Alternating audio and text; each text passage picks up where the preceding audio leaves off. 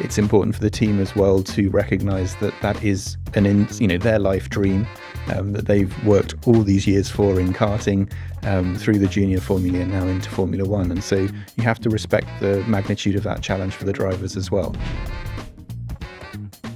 Hello everyone, Steph Wentworth here, and welcome back to the new Silver Arrows radio show. Come on in. We have swapped the usual introduction at the desk for a walk and talk because let me tell you, it is absolutely packed down in our studio. We are fresh off a roller coaster of a weekend in Montreal. Front row lockout, Saturday sprint win for George, and of course, a Grand Prix victory on Sunday for Kimi.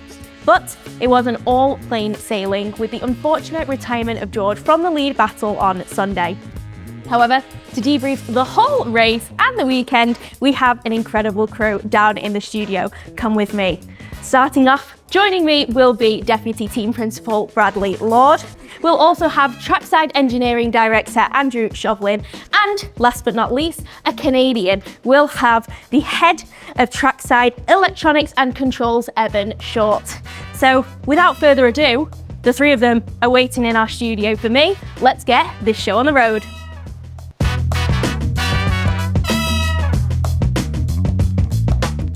Hello. Well, the doors are closed, the lights are on, and the mics are hot, so let's get straight into it, gentlemen. I'm sure you're combating quite the jet lag, actually, after what was an insane weekend. Yeah, I mean, nice to have had a day off, actually, before we're back in the office. That was good, but yeah, I got back yesterday morning and straight on preparing for the next race. Yeah, it's not the worst one, is it? Worse to be in Japan and have like 11 hours, 5 hours we're kind of used to by Yeah. now. I mean, Evan, as our resident Canadian, you must be used to flying across the Atlantic. Yeah, I'm always halfway between the two on time, so always a little either tired or too awake, so plenty of coffee. Explains why you're always late in the UK, maybe. Exactly, yeah. Bradley, birthday boy. Yes, no, it was half a good birthday present on Sunday with the win, but obviously pretty devastating to see George retire from the lead at the same time. So yeah, a bittersweet victory, I'd say. It was good to see the car was quick. You know, that's important because if you've got the pace, then the next races should be all right. And Shov, just on that point, you brought the major upgrade package to Montreal. How did that convert into the race pace, and how much of an impact did that make on the weekend? Well, I think it's quite difficult to judge the race pace there because it was unusually cold. It was, the track was around 16, 17 degrees centigrade, and you could see a number of people struggling to get the tyres in the window. So I think people could have looked, McLaren were not as slow as they looked, but they were clearly struggling to get the tyres to work well. And we've probably got to wait until Barcelona to get a real read. But the encouraging bit was what we measured was more or less what we were expecting. The fit and finish of it all was very good. We had a new front wing mechanism that functioned well, so there's a lot of engineering in that. And we were able to set it up effectively. We barely touched the car in terms of setup all weekend. So yeah, it was good early signs, but I think Barcelona will be where we get the next proper read on the pecking order. Yeah, and Barcelona is really that track, isn't it? It's used for testing. It's just a good all-rounder, so you can really see how they shape up in comparison to our rivals. Yeah, it's a good circuit, but it's almost always hot. When you get into the European season, who can keep their tyres cool is quite a decisive factor. Barcelona's a good test of that. So obviously got Monaco in between, but yeah, we're looking forward to getting there and see where it all falls out. Bradley, it was quite the weekend, really. Great, like he said before, half a good birthday present. Started off really well with the front row lockout, and of course, on Saturday, the sprint win for George, and then Sunday, the win for Kimi. But really disheartening what happened to George and that retirement. Yeah, absolutely. It's always a funny feeling when one car has won the race and the other one's retired through no fault of the driver, because it's very, very hard to feel truly jubilant when you've seen 18 points or could have been 25 or 18 for George, but a 1-2 go begging. So Absolutely no fault of George's. He drove brilliantly all weekend, and I think would have been a very worthy winner of the Grand Prix as well, after his performances to take 2 pole positions and the sprint win. But a sudden sort of kill of the ERS system on the car as he came into turn 8, and then that did a reasonable amount of damage afterwards as well. So we got the car back. We were able to get the module out of it. It had to go undergo some sort of pretty unusual safety procedures, and then has to be shipped back actually to the UK. So it'll be several months before the hardware gets back, and we need to really dig through the data to understand exactly what went wrong, and then how can we try and prevent a repeat on any of the other modules in the future. Absolutely. And just picking up on that, Evan, how much notification or pre-warning do you get when certain issues arise on the car when you're just looking at the telemetry and the data? Like in this particular case, very little. So we're looking at the data. The first thing we see is a sudden stop in all the squiggly lines that we're looking at. And of course, the first thing we think is, oh, something's gone wrong on my laptop. And then you look around and think, oh, no one's got any data. And actually, because we're not watching, the engineers don't tend to be watching the television live, that's the first thing you notice. And it's only when you then glance up at the TV and see the car grinding to a halt that you realize what's really happened. But as Bradley says, we've got a lot of folks going through that data now with a fine-tooth comb. So while we won't have the hardware back, I'm sure there's going to be some clues in the seconds leading up to the failure. And it's really disappointing, obviously, when you've got one car that's been performing so well, both cars been performing so well, and then one has that failure and loses out on those big points. But to talk about Kimi, because an incredible 4th win in a row for him. Bradley, we had him on a couple of weeks ago on the very first podcast, and we were talking about how well he's done, how much he's adapted, and how much he's grown. Yeah, and I mean, you just see it weekend to weekend. I think at the moment he's in almost this sort of perfect state of flow where everything is going well and going right for him. And so he's on it from lap 1 in practice, feeling very, very comfortable in the car. And that's just letting the sort of talent flow.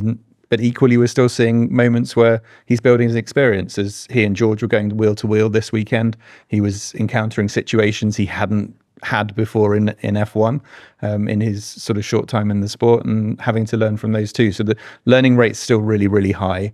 And I think the biggest thing that he foremost is conscious of is just completely keeping his feet on the ground, resetting after each weekend, and then going into the next race weekend and building it really from the first lap of practice. So he's very, very good at that reset and not getting carried away with the excitement around the hype on social media or in the press and things like that, and just really focusing on the essentials of his training, his preparation, and then coming into the race weekend. And obviously Monaco is a huge challenge for the teams and for the drivers, but also one that all drivers, I think, put quite a lot of prestige on as a real sort of mark of driving talent as well. So both he and George, I think, will be really determined to show what they can do around those streets. 100%.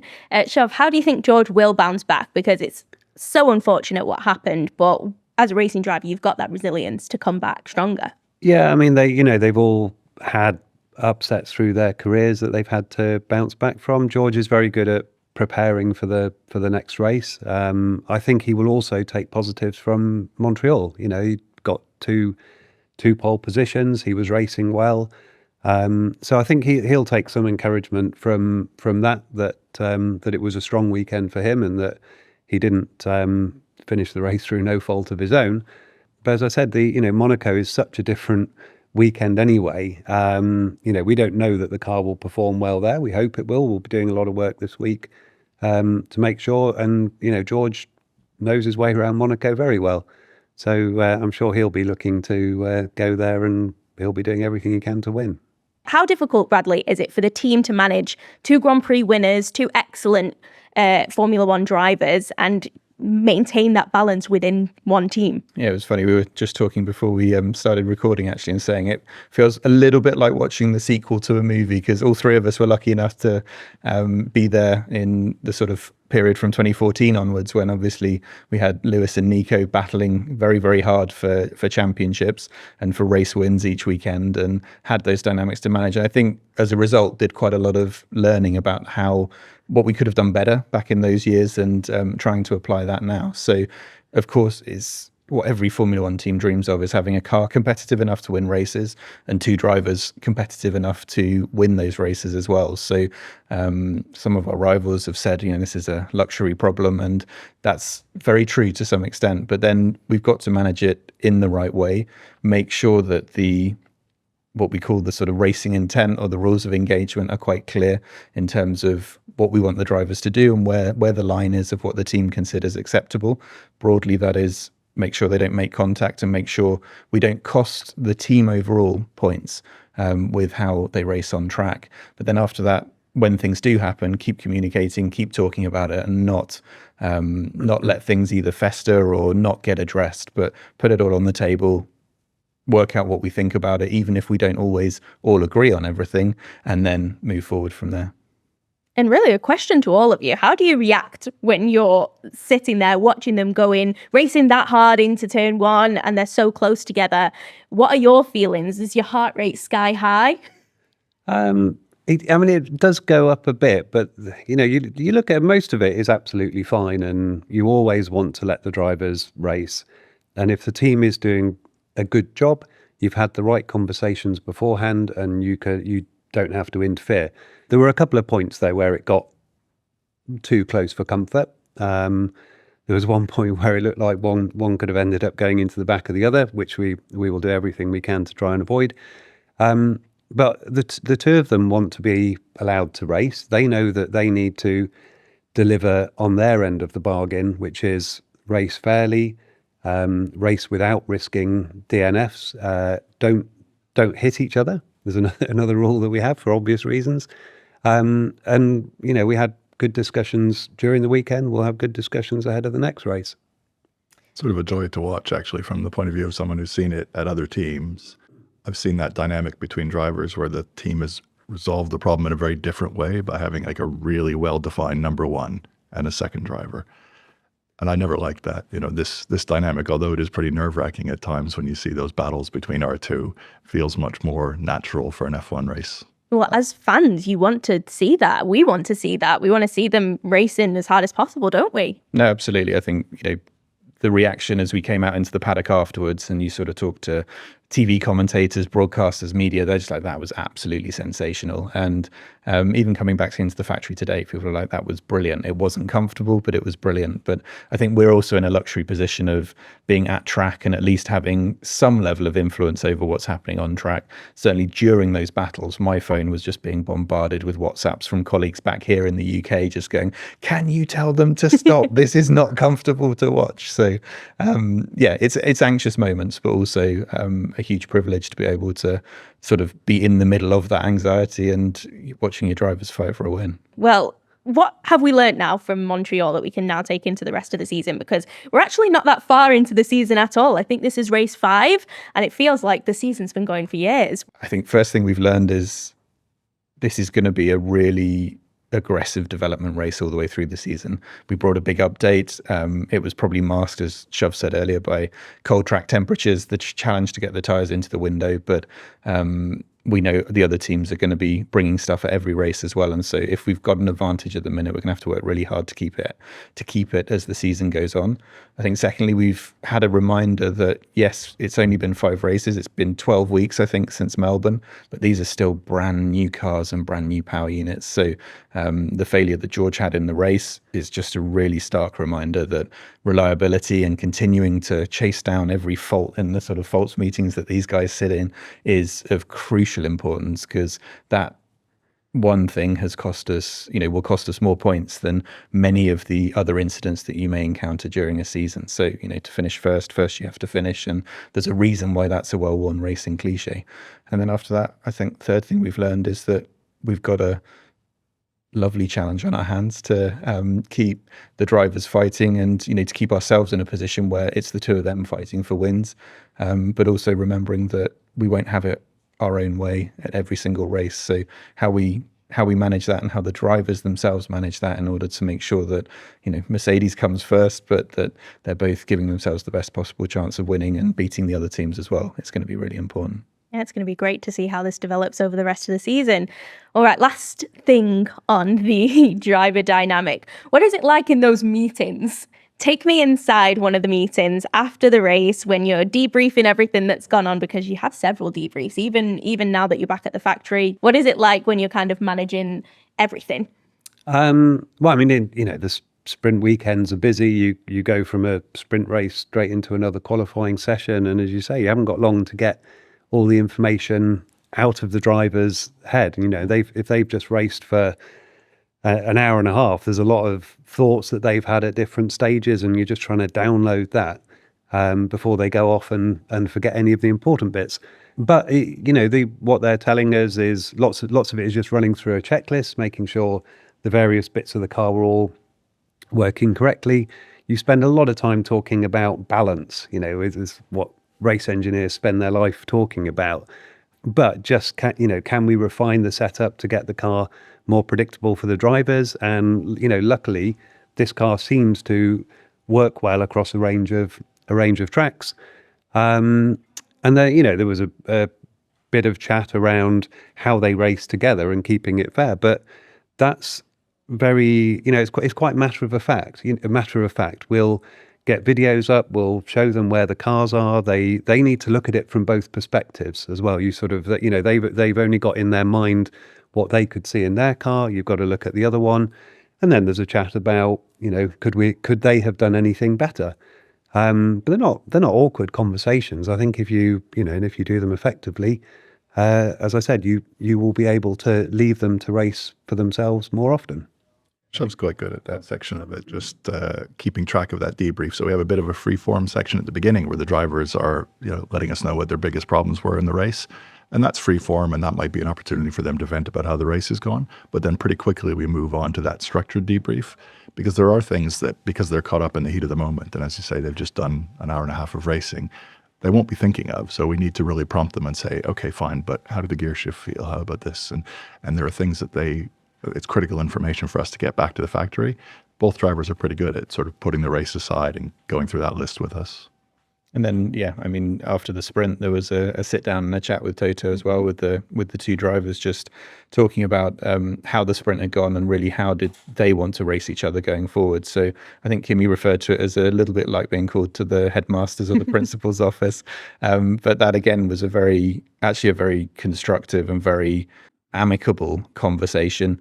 Both the message from the drivers was really, really clear. Trust us to race each other. That's what you've hired us to do, and we can do it, and we're capable of doing it, and making sure that, as we said earlier, that racing is always happening with the interests of Mercedes foremost, not just the individual priorities of each driver. But equally, it was important to talk. It was important to have those incidents and to recognise what's at stake this year, because they are racing for wins at each race weekend so far, potentially for a championship if we can continue this form further into the season. And it's important for the team as well to recognise that is their life dream that they've worked all these years for in karting, through the junior Formula and now into Formula One. And so you have to respect the magnitude of that challenge for the drivers as well. And I think we came out of it in a pretty good place. And after that, as we saw on Sunday, there was some awesome racing.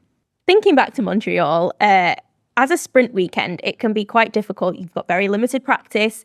The weather was obviously a very changing factor. Shov, how do you set up a car properly on Saturday in preparation for Sunday and balance everything out in the right way?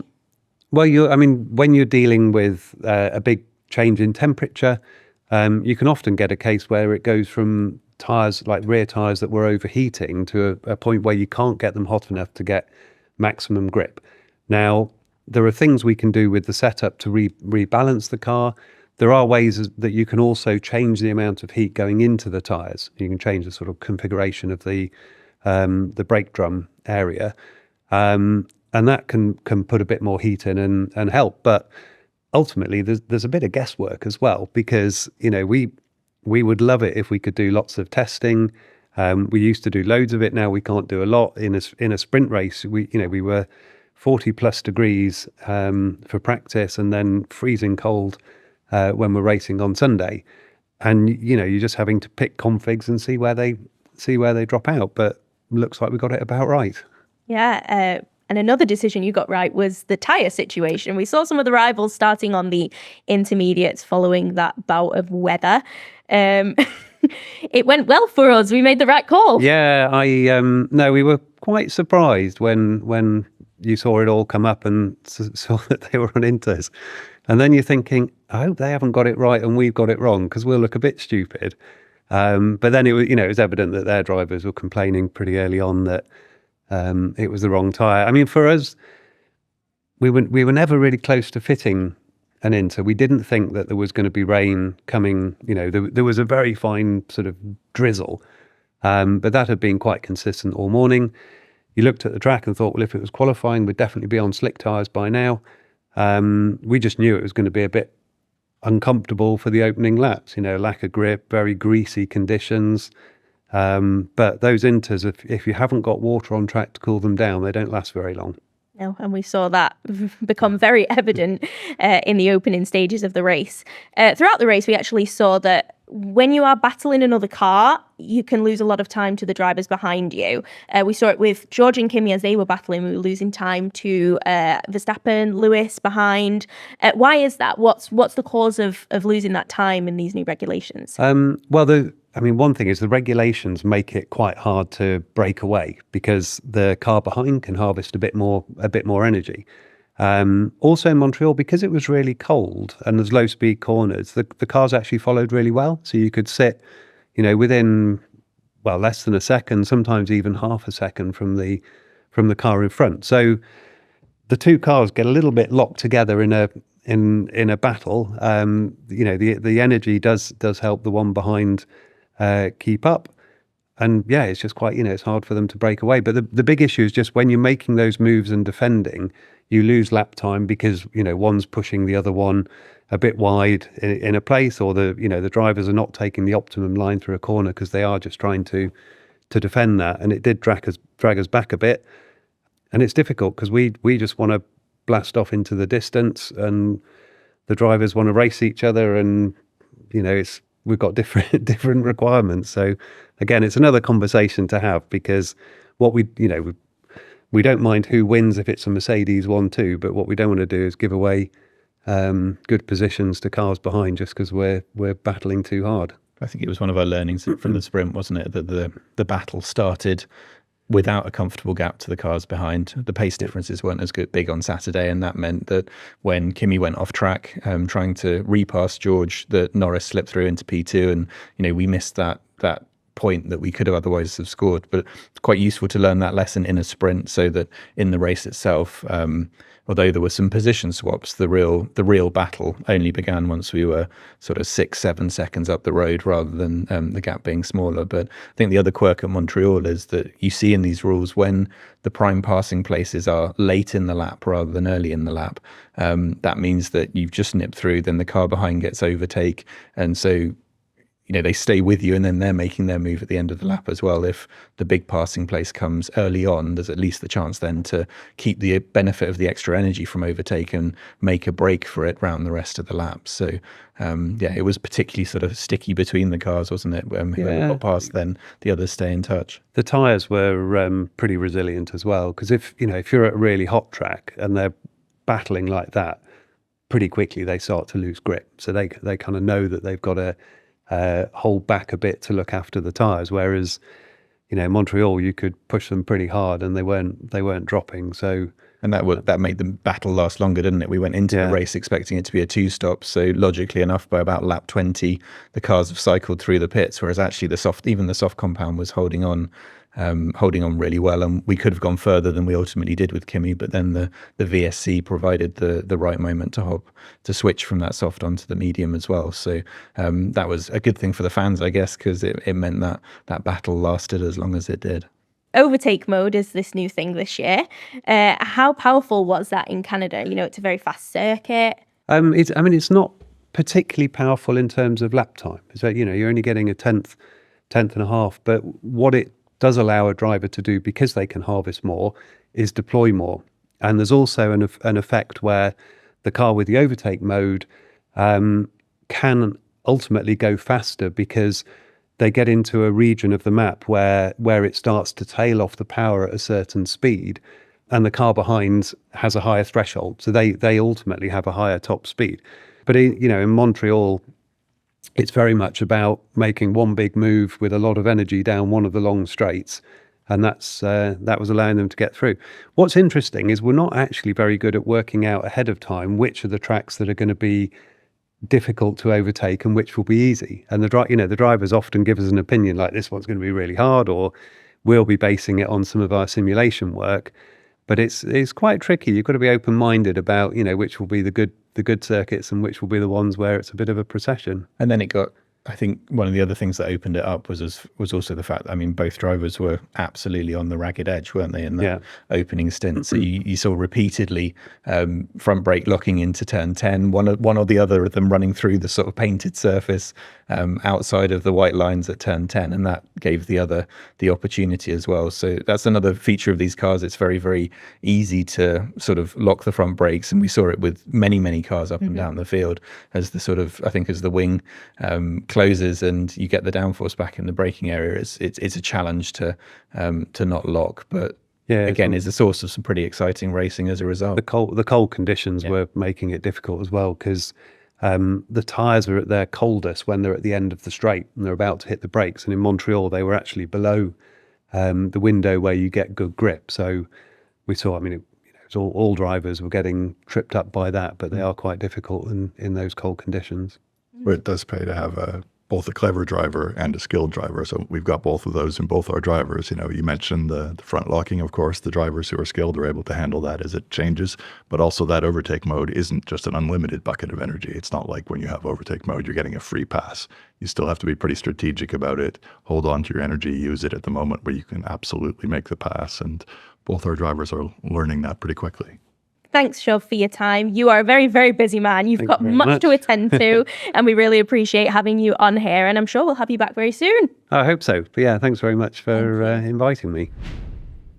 Now, I'm not saying you two gentlemen are not very busy, but I was going to say, we're very busy people as well, Steph. we've got more time to dedicate to this podcast, of course. We've got more to dive into. And one of the biggest things that we want to dive into in this podcast is really highlighting different members of the team, peel back the curtain and introduce people that aren't always at the forefront on the TV, who we don't always see. I think this is your big moment, Evan. I think this is you. We see plenty of Bradley. Absolutely. And we love Bradley, but it's time to love someone else. And we have Evan today, who is our resident Canadian. Of course, we've just had the Canadian Grand Prix, so it seems only fitting that this is the time that we bring you on. Well, we've already talked so much about the Canadian Grand Prix, but as a Canadian, it must just be even more special for you to be back at your home race, really. Yeah, it really is my home race. One of the nice things about living in the UK now as well is I sort of feel I've got Silverstone as a home race, got good history with Italy, so there's some home races there. But in the end, Montreal is Canada, and that's my home. So I followed it as a kid. Got involved in racing as a student, and I've always had that sort of connection to Montreal. But what's also really cool about Montreal as a city is it's just about the right size for an F1 race. It's a big cosmopolitan city, so we're not the only thing happening in town, but it's small enough that we're also not completely unnoticed. There's an atmosphere in town. People are out and celebrating. It happens to be a weekend when the Montreal Canadiens were also fighting in the NHL, so that was pretty exciting as well. Lots of people out on the streets cheering for the Habs. That was pretty cool. Yeah, two massive sporting events at the same time. The vibe just must have been amazing. Bradley, I know you like Canada as well. It's actually, I think, the first race I went to as a sort of full-time F1 employee many years ago. Way back when, yeah, when it was all in black and white. So, no, brilliant city. And as Evan said, Thursday and Saturday nights, just people in Canadian shirts everywhere. I even saw a feature on the local TV saying that people were doing watch parties in like local churches because, they were just so much demand for watching the hockey and seeing how they got on. So while we were there, certainly they won the first game, lost the second very narrowly, but it was just a brilliant buzz in the city. And the Grand Prix brings that anyway. And then to have the playoffs on top was very, very cool. Evan, tell us a little bit more about your role in Mercedes, your role in Formula One, and then we can talk about a little bit how you got to where you are. Sure, yeah. So I run the Trackside Electronics and Controls gang. So that's a group of engineers at the track, and that varies from the Sparkies, the electronics technicians who are physically building the cars and doing all that wiring, really hands-on with the cars. The electronics technicians, the systems engineers who are doing like the calibration of the systems, and they're the ones staring at the data and giving us that green or red light to say, yep, the car is safe, we can go out. the controls engineers who are interacting with the drivers, so they're dealing with the driver interface, the steering wheel, the hydraulics, and then some other folks around us for the radio and the telemetry system. So anything that kind of beeps or flashes at the track is our domain. That's how you categorize your job. I love that. How did you get into Formula One? You said you're a big fan as a kid. Yeah, as a young kid, I enjoyed the engineering side of things, but it wasn't really into the racing particularly. But then at university, got involved in a project called Formula SAE, which is known in Europe now as Formula Student, where a bunch of university students get together and build a car. And at the time, not that many Canadian schools were involved. We built a car, found we really enjoyed it more than our real classes, so got involved in the physical building of the car and the problem solving and all the fun that comes with that, and then got to go and race it in Detroit. So really developed a passion from that, and then thought as part of a sideline away from grad work, I thought maybe we'll just apply for some jobs in F1, and really ended up stumbling into it. And I ended up with a job at Ferrari, did my first 10 years in the sport at Ferrari in Italy, and then I've been with Mercedes since 2008, which still makes me amazingly one of the younger people, not younger, definitely not younger. Why did you look at Bradley when you said that? Very close to the same age, in fact, strangely. One of the newer members of the race engineering team. So if I look around at Shov and Bono and Marcus and so on, Simon, we've all worked together for quite a long time. I'm still one of the new boys, and I'm 18 years into this team. And that's really one of the strengths. We've got a nice mix between people with a lot of experience working together and also people coming in with experience from other fields. And it is fair to say that Evan, in his time in Italy, certainly you'll see it on the podcast, but picked up the habit of sort of talking with his hands and being quite expressive as well. You're well known for that as we travel around the world. You've had some incredible experiences at Mercedes over your 18 years, one of which you were on the podium in Canada, and that must have been an incredible experience. Look, we can see an image now of you on the podium at the 2016 Canadian Grand Prix, but I hear that wasn't the most exciting part for you. No, it wasn't. That was an amazing moment. I mean, and honestly, being selected to go up on the podium is really just an amazing thing for any F1 engineer, and not many people get that chance. So I have to say, in particular with our team, credit to Toto for thinking about that. There have been team principals in the past who would just go up to the podium themselves every time. Toto thinks about it, chooses people, and we send people to represent the team. So like an amazing honor already, and just a really intense experience to be on that podium. But then if you look off to the side, of course, at the time we had Lewis, who had won the race, one of our drivers, Valtteri, who became one of our drivers. But I was most excited about the gentleman in the dark suit here. So this is Marc Garneau, who at the time was introduced as the Minister of Transport. Yeah. You know, when they say this Constructors Award will be presented by the Minister of Transport, and you can see people going, eh. He's Canada's first astronaut, first Canadian in space. So for me to see that and realize that no one else on the podium knew who he was just so exciting. As a bit of a space nerd, it was really cool. And I mean, we've been lucky enough, haven't we, to cultivate a relationship with NASA as well in the US. And I remember how excited you were. I think it was a Silverstone weekend when we had a live, thanks to Lewis, a live link to the ISS, didn't we, in a video conference with the astronauts up there as well. Yeah, that was really cool. We managed to do a call with Doug Hurley, who was on station at the time. And in his last day in space, before they did the splashdown, he used his sort of 45 minutes of like family call time to call Lewis and the race engineers. So we set up the call into the truck. So we're sitting at Silverstone trying to get ready for qualifying, whatever it might be, all our normal work. But at the same time, we're doing this video call with the space station. And I remember halfway through it, Lewis saying, "But how do I know, man, that you're like really on the space station?" And Doug said, "Oh, I hadn't thought about that," and did a couple of spins for us. Pretty exciting. And then, as Bradley says, we meet all sorts of amazing people through the job. That's one of the joys of it, is people from all walks of life coming through the garage and getting to show off some of our enthusiasm and share some of theirs. You've worked with quite some incredible drivers, of course, Lewis, Valtteri, who are pictured here, Michael Schumacher, an incredible F1 great. Do you have a favorite, or maybe favorite's not the word? Who was the most fun to work with from your perspective? I mean, they've all been fun in their own way. I would say overall, Michael was deceptively fun because his personality outside the team was seen as quite Teutonic and solid and so on, and he wasn't seen as someone with much of a sense of humor. But actually, he was hilarious. He had a dry sense of humor. At times we wouldn't recognize it. We used to keep a steering wheel on the dash, sitting on the desk during debriefs.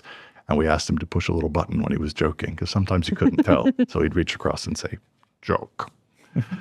But it really, I mean, aside from his obvious talent as a driver, what was remarkable about Michael is his ability to work within a team and inspire the people around him. And we saw then Nico trying to learn that from Michael and picking up some of those ways of operating, and the drivers we've had since then as well. That ability to really be genuinely interested in the team around you was amazing.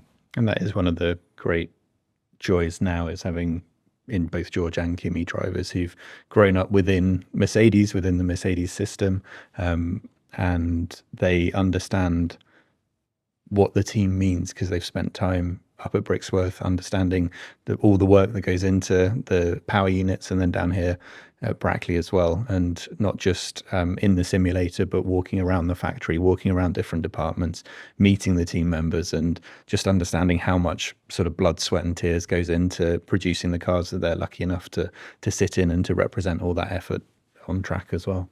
We were lucky, weren't we? We found a photo the other day sent to us by Aldo Costa, just thinking of that Kimi growing up within the Mercedes group. We went to the Auto Sprint Awards in Italy. Bradley and I were there a few years ago as the representatives for the team, and it was nice to get there and present an award and have a chat with some of the Ferrari folks I used to work with.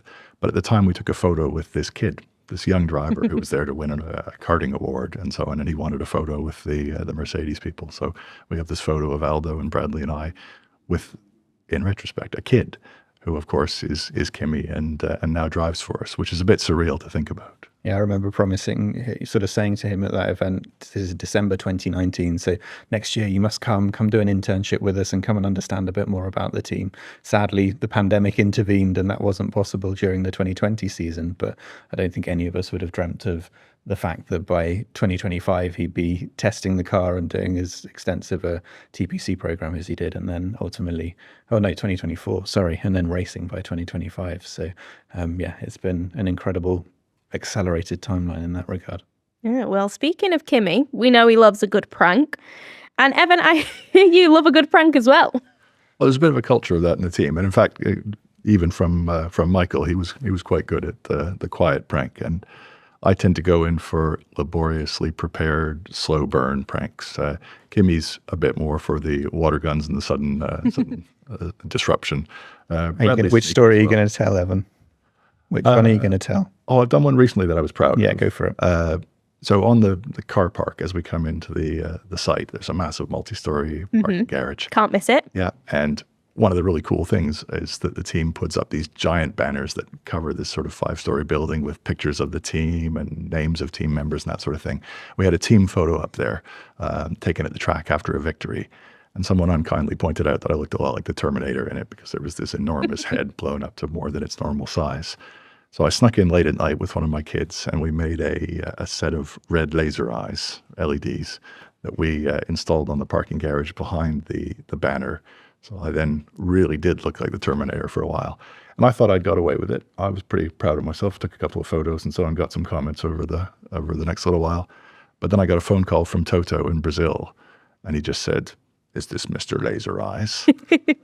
I had this horrible moment where I thought, oh, well, that might be the end for me, but he took it pretty well. There you go, headmaster's office again. Exactly. But no, we do go back and forth with pranks. So there was one year, I think it was in Singapore, wasn't it? So cardinal sin in any racing team is leaving your laptop open. Generally, it results in your boss replying to the email you sent explaining that you're willing to leave your position and that it's been a great joy working for Mercedes. But in this instance, we got into Evan's calendar and shifted like all the session times at the next race weekend, which was in Sochi. And I wasn't there, but got this brilliant anecdote back, I think on either the Friday or the Saturday, of Evan storming down what were quite steep, narrow stairs from the upstairs office into the garage. Big hurry, yeah. Sit in a huge hurry, thinking he was late for practice and he needed to be at his workstation. Then coming on the radio, "Where is everyone? What's going on?" And then just like, "Oh, damn it, Bradley, you got me." And yeah, that was quite satisfying. Yeah, it didn't take me long to work out who had done that. Yeah. No, exactly. In revenge, I then came in one day to find, this might get you in trouble with IT actually, but to find in the back of my computer monitor, there was this little screen that just had a Mercedes star on it. And I thought, it's odd, but okay, quite a cool feature. It's quite nice to have a bit of branding. So I'm sitting there working away, and people kind of start stopping and laughing as they walk past the monitor. And I'm a little bit puzzled. So I sort of go around, and it's a Mercedes star. And just as I'm going back to the desk, it changes and becomes a clip of me slightly over exuberantly celebrating us undercutting, I think, Kimi Räikkönen at the time. Clapping like a seal. Yeah, exactly. So not only had I been clapped out of the hotel in Singapore with the entire race team imitating that clap, but then Evan immortalized it on a tiny little screen in the back of my computer. So kind of you. I'm thinking ahead, yeah. It was sneaky because I had to come in the middle of the night and do that as well. And I remember the cleaners coming through and asking if everything was okay because I had Bradley's monitor in a million pieces and I was soldering He's something like, don't look inside it. suspicious. Yeah, no, don't worry. This is just the service we provide. Literally, there's only 2 or 3 people in the team that could even dream of being able to do that and then deliver it and execute it effectively and care enough about the joke to follow it through. So Now, I'm learning that this is a very prank-forward team. Bradley, did you get pranked for your birthday? yeah, because so it was my birthday on Sunday on race day. There we go. That's the result. So you can see I came prepared. I'd gone in on Sunday. I mean, the forecast was obviously for rain, but I took the full rain jacket because I kind of figured something would happen. So I got a call from Toto. I said, if you're stitching me up here, I will not be happy. If Kimi is going to sort of smash me in the face with a load of cream, that will not be okay. He said, that is not going to happen. So more fool me, I trusted Toto. Came in, everyone sort of birthday cake and blew the candle out. Now, Toto explained afterwards, I technically wasn't lying because George had the cream. So behind George's back was this cream, came in hood up, and he smashed me in the face. I sort of diverted the one, but then guess who turned up afterwards with another plate full of it. And what I worked out is that although the hood looks like it helped, it didn't, because half of it went on the top, half of it went underneath. And so, yeah, I smelled of slightly stale cream until I got home on Monday lunchtime when I could finally take a shower, because there's no showers at track and there were no showers at the airport either. So it was a pretty horrible experience. Still a little bit now, if we're honest. Yeah, so there we go. They added some champagne to it on the team photo as well. But again, that's not a brilliant mix. Yeah, so it was George and then Kimi. They both got you. They did, yeah. Apparently it's a sign of love. I'm sure it is. Well, let's leave Canada behind in the rearview mirror because we're heading to the ultimate test next time out. It's Monaco. Everybody loves a bit of Monaco. It is the toughest street circuit that there is. Monaco is, I think, depending on your job, you either love it or you hate it. It's the most amazing experience, most incredible thing to see the cars, and actually one of the few places you can be working in the garage and see the cars on track, because that's the thing we miss out most. And whenever any guest comes to Monaco, I always make sure to take them out of the back of the garage, because you're literally standing on the pit straight with the cars coming out of the last corner and flying past, and that is absolutely breathtaking. It gives you so much respect for the drivers and what they take on. But then if you're in your world, Evan, the idea of racing around this tiny cramped little city with so many people, so much interference and everything else. I mean, it's incredibly complicated, isn't it? It's a terrible place to work, if we're honest, but it is really fun because you're always torn between those two worlds. You know, as an engineer, it's a terrible place where you have to go through a tunnel, you lose signal, there's buildings all around, everything is bouncing, we're millimeters from the walls. But on the other hand, you're also a race fan and you're watching those cars. And you're in Monaco. And you're in Monaco. Yeah. I remember as a young engineer sitting on the fuel rig in the old garages, which were very, very tight, pretty luxurious nowadays, but used to sit on the fuel rig with the fuel hose going past my shoulder and thinking, oh, this can't be safe. But how amazing to have the pit stop happening right in front of you. Living life right on the edge there. We're going into a run of 6 races in 8 weeks, which is intense. How much effort goes into a stretch like this, making sure the team doesn't burn out when there's just so much going on, Bradley? Yeah, it is an interesting challenge. I mean, to be honest, it feels like it's been very stop-start so far this year. So I think everyone's actually just looking forward to getting into the rhythm of either, race 2 weeks, another race, or into this sort of series of double headers as well. So it's definitely intense. And for the team that are traveling directly from race to race, that is one level of intensity. For the engineers and those of us who come back in between the race straight into the office and then back out to track, that's differently so. But it's also kind of what we're here to do. This is the meat of the European season, going to some sort of sensational places, some of the most traditional and storied tracks on the calendar as well. So it's always a fun part of the season. It's jet lag free, which is a definite benefit. So rather than sort of hitting the espresso in the morning until your body wakes back up having been in North America, that's a big challenge. But also it has its own intensity, because you get back at 1 a.m. from a European race, you're in the factory the next day and into the debrief and then working on. So it's definitely intense. We all really have to look out for each other and make sure if anyone is finding that a bit too much, that they're getting the support they need or the time off they need as well. So it's a time when the sort of teamship of the group really comes to the fore. But also some of my fondest memories in Formula One are those Sunday evenings in some of the European airports, as you're just as a team just relaxing from the race and from the weekend. It always used to be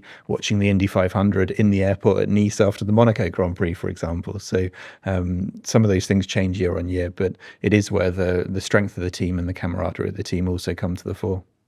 I really like that European season, because the other thing is we're at the track with the trucks, of course. Instead of sending tons and tons of air freight and so on, we arrive, we set up our own environment. We have the trucks. We have this really cool race base. So the engineering offices and the driver offices all together. And that feels really natural. So from one race to the next, we're in the same environment. We can work the same way. It almost doesn't matter what's outside the window.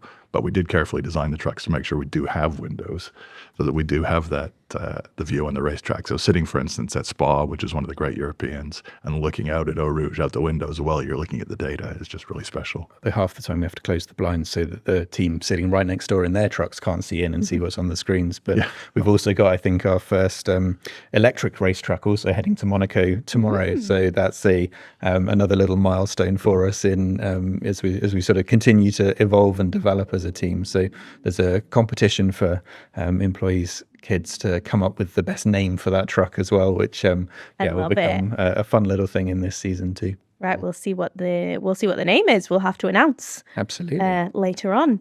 Well, I think if Montreal is any indication, we're in for an incredible European summer, and it'll be an absolute thriller. We'll be watching the telemetry, we'll be watching the skies, and we'll be checking for groundhogs just in case. Hopefully they haven't made it all the way over here. But Evan and Bradley, thank you so much for coming on. Thank you to Andrew as well, who has departed us, but it's been a pleasure to have the both of you here. Yeah, thanks very much. Good fun. Yeah, thank you, Steph. Thank you to everyone who is listening and watching. Be sure to subscribe wherever you get your podcasts so you don't miss the next episode of the new Silver Arrows radio show. We'll see you soon. Bye bye.